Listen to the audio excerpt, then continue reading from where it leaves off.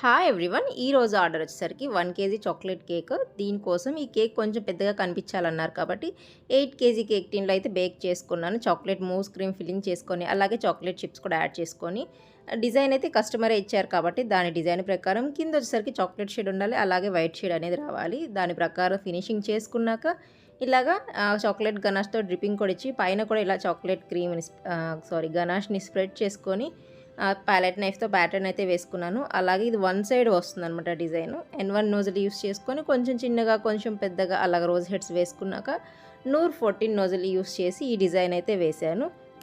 Same డిజైన్‌ని మనం half కేజీలో చేయాలి అని అనుకుంటే 6 ఇంచ్ కేక్ టిన్‌లో కేక్ స్పాంజ్ అనేది బేక్ చేసుకోవాలి.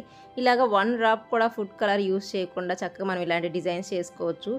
నాలాగా కలర్స్ అంటే ఇష్టం లేని వాళ్ళకైతే ఇవి బాగా నచ్చుతాయి. దీని వెయిట్ కూడా మీకు చూపిస్తాను, చెక్ చేసేయండి. అలాగే కేక్ డిజైన్ ఎలా అనిపించిందో తప్పకుండా కామెంట్ చేయండి.